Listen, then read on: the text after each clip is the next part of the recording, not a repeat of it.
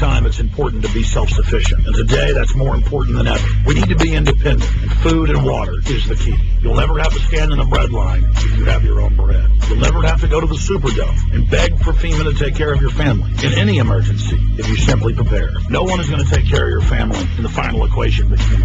You know eFoodsDirect.com is still able to ship storable food that's safe from E. coli, salmonella, genetic alteration, or Chinese imports. And they do it at almost half the cost of last year's grocery prices. Call 1-800-409-5633 or on the web, go to eFoodsDirect.com. Visit eFoodsDirect.com and look over the fine list of high-quality, freeze-dried, and dehydrated foods they have to offer. Watch the free videos, look at their online catalog, or give them a call at 1-800-409-5633. Again, 800-409-5633 or on the web at eFoodsDirect.com. Take action today. The first step is getting storable food.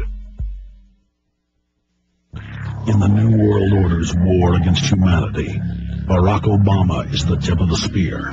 We've got to have a civilian national security force that's just as powerful, just as strong, just as well-funded. The Obama deception completely destroys the myth that Obama is working for the best interest of the American people.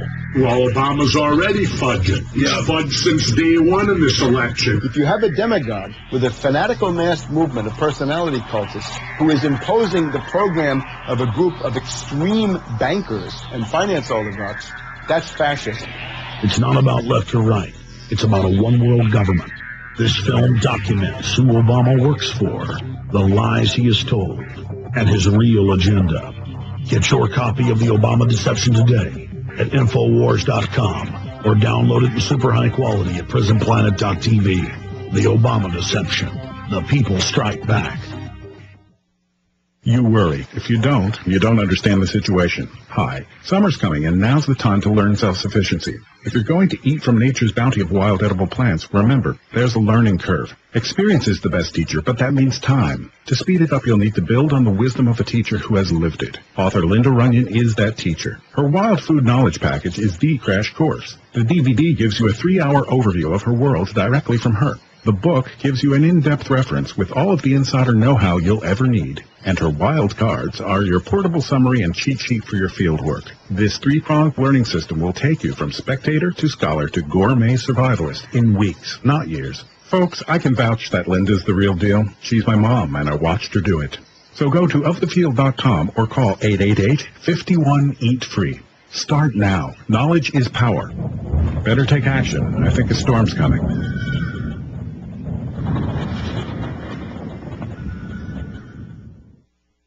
He's the T-Rex of political talk.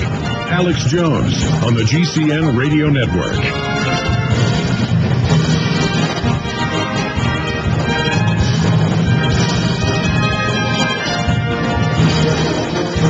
Okay, very important report coming up.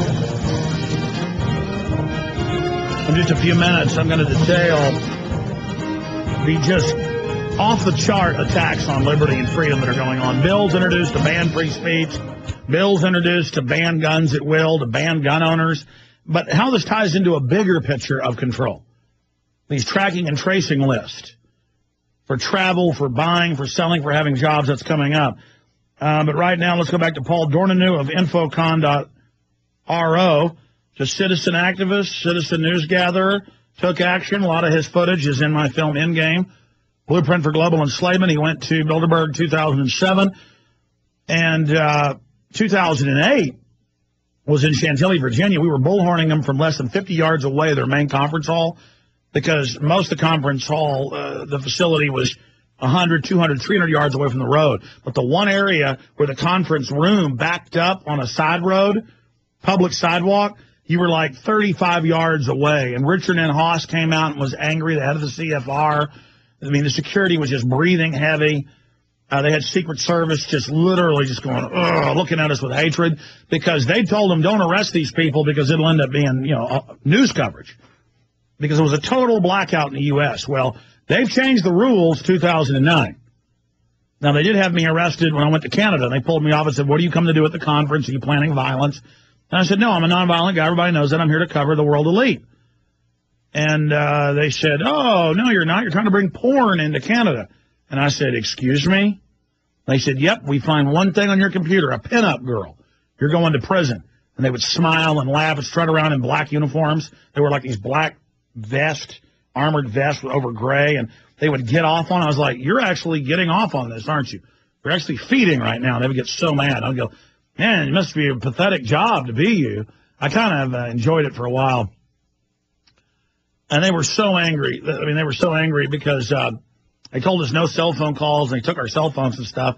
But Slick Eyes, it was Aaron Dykes, had his little bitty cell phone. He little bitty gray cell phone. We actually lost it at Bilderberg 2009. I forgot about that. But that was a year later, or 2 years later. But he had that little bitty phone, and I dialed it, got Jim Tucker, I said, call the media. We've already been held for like 6-7 hours. And then the media shows up hours later, and the one little thug walks in, the commander, and he goes, come back here, please. Starts yelling at me, going, and then it turns real nice. I have a family. I have a daughter. And he's got a French accent. He's like, I don't want to lose my job. We have a deal that you're going to be nice about this, aren't you? And I said, well, I'm going to talk about what happened, but, I just want to get out of here. And I said, and he goes, you promise not to talk to the press about this? Which was immoral what he was doing, because I just lied. I mean, in an emergency situation, when I'm with feds in a foreign country telling me that I don't have a free speech and I'll promise to shut up, yes, I promise I'm not going to talk about this. As soon as I was out of Canada, I did, though. I mean, because this is warfare, folks. When you're behind bars and they're asking you to promise to waive your rights, but I knew he was going to release me anyways. I mean, I didn't want him to taser me to death or do the other stuff that Canadian Customs is well known for murdering people in full view of cameras. I'm not kidding. So I told him, oh, yes, I promise. One of the few times I lie. I'm pretty much trained to never lie. But I guess in the Bible, when they had the spies going into the city, was that with Gideon? What story was that? And they had the, ladies in the, it was actually the prostitutes, and they reported, that, they lied. I mean, I guess if I was like in Nazi Germany and they came and they said, are you Jewish? And I was Jewish. Then I would say, no, I'm not Jewish. And I guess I'd go to hell for that. But whatever. Let's go back to Paul Dornanu. Paul, you are on the air, sir. Anything else you want to add about how this went? So they're threatening you. They said, we're going to bring him before a judge. What happened after that? What about being followed, secret police? What did you witness on that front? What happened to the Irish guy that got arrested? Anything else you haven't covered? Well, there are lots of things to be said still. Like, for example, there were other police officers higher in ranks who came to us and interrogated us as confessing. One of them was asking me directly if I'm stupid and if he's stupid, if he looks like a stupid. And kept asking me if it's legal in my country, to take pictures of cops, and I said yes, it's legal to take pictures of cops in my country, in Romania, even with hidden cameras, because that's why they were so upset. So in the end, another security guy came again. He asked questions again. Let me just add here and interrupt you. This is important, and continue with the more senior guys coming, Dornan. That they've got cameras surveilling us. They watch us. They listen to us without warrants illegally. And then they're out guarding criminals at the side of a beach resort, and you're not supposed to show them. And the cops do that here, too. They say, don't tape me. You're not God. You're not above the law. And don't you police understand it's the Bill of Rights and Constitution protecting your wealth, your name, your family's future? Don't you guys get off your little thumb-sucking, feeling sorry for yourself power trips? So now, more high-level guys come. What happens next? Okay, so basically we were, after 4 hours, we were released by a guy addressed civilian, but I think it was security guy of more, I don't know, just something like that, security staff or something like that. And when we left, we noticed that much of the police went away, so we realized the party was over. Most of the billboards have left already. So they detained us not to be able to take pictures of the cars leaving. And I think the most important thing you've talked about here is that your free speech was violated. European Union laws were violated, but we know they're written to do that. And they were doing this under orders of Bilderberg security, which you witnessed.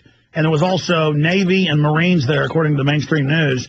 Navy and Marines and reportedly Army. So this is a big deal, and we appreciate your courage. I managed to take a lot of pictures with, actually, I put them on a website where I gave you the link with security